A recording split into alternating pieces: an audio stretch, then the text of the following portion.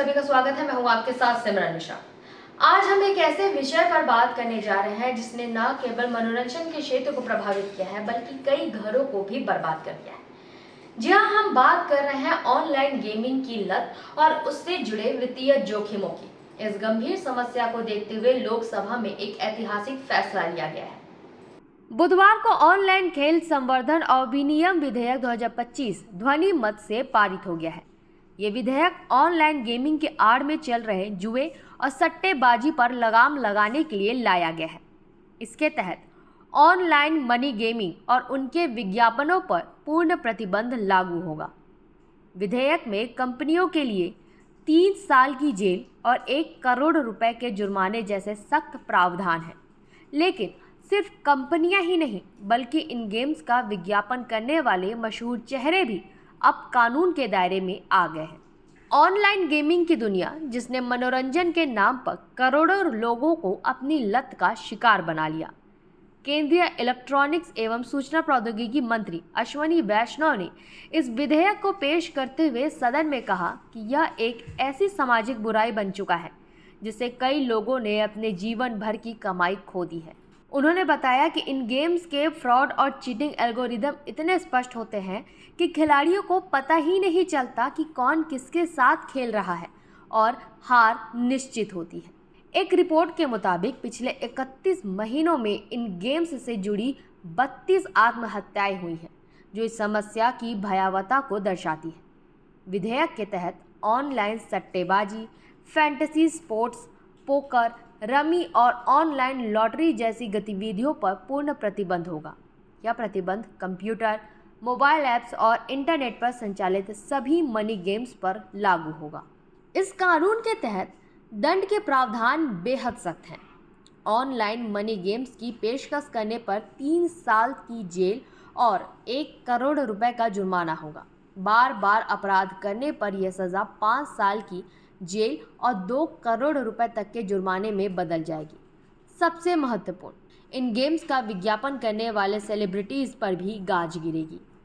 विज्ञापन करने पर 2 साल तक की जेल और 50 लाख रुपए का जुर्माना हो सकता है। ये विधेयक उन फैंटेसी गेमिंग ऐप्स पर भी असर डालेगा जो सब्सक्रिप्शन मॉडल पर नहीं चलते। क्रिकेट जैसे खेलों के प्रायोजन बाजार में भी इसका असर दिखेगा। भारतीय क्रिकेट टीम का टाइटल प्रायोजक ड्रीम 11 है, वहीं आईपीएल का आधिकारिक फैंटेसी स्पोर्ट्स पार्टनर माई 11 सर्कल है। अब इन कंपनियों को अपने बिजनेस मॉडल में बदलाव करने पड़ेंगे। विधेयक के अनुसार केंद्र सरकार एक राष्ट्रीय स्तर का प्राधिकरण स्थापित करेगी। ये प्राधिकरण ऑनलाइन खेलों का वर्गीकरण, पंजीकरण और शिकायतों का निपटारा करेगा।